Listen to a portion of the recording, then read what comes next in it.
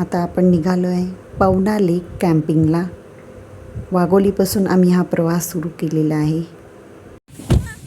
आता आपण आलेलो आहे पुण्यामध्ये आणि पुण्यामधून आता आपण बाहेर निघतोय. आपण पुण्याच्या बाहेर आलेलो आहोत आणि हा आहे आपला रूट. 1 वाजता आम्ही निघालो होतो, आता वाजलेत 2:30. अजून आपल्याला पोचायला लागणार आहे 1.25 तास. पवना लेक कॅम्पिंग.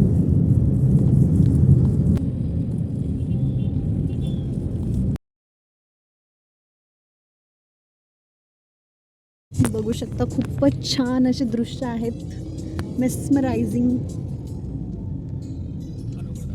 रस्ताही बऱ्यापैकी चांगला आहे, छोटा आहे पण चांगला रस्ता आहे.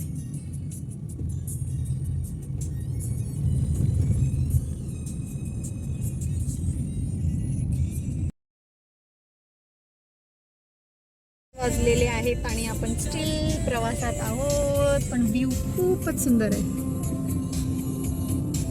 Amazing view, amazing food.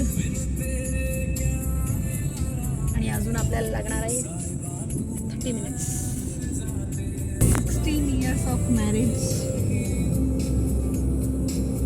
कसं वाटतं संदेश तुम्हाला? बेस्ट.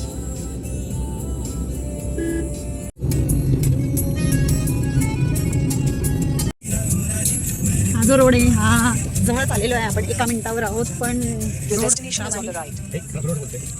ऑफ रोडिंग आहे, off roading.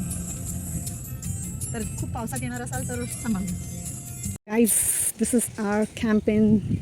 These are the huts where we are going to stay. हे जे हट्स आहेत ह्याच्यामध्ये आपण राहणार आहोत. बघू शकता ते झोपडी, त्यात आपण राहणार आहोत. आणि हा आहे लेक. खूपच सुंदर व्ह्यू आहे लेकचा. भेटूया आता. आए दिल तू जा तू दर्द दी दवा तू जद तक मैं जीना मेरे जीण दी वजह तू दिल तू जा तू दर्द दी. हे कॅम्पेनच्या मागे ना खूप सुंदर असा झोका बांधला होता आणि तो अगदी लेकच्या साईडला होता. खूप छान मजा येत होती.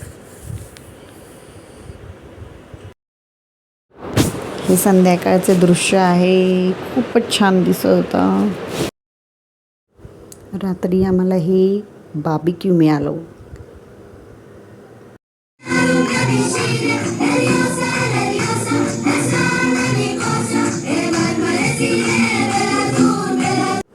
सकाळी नाश्त्यात चहा आणि पोहे.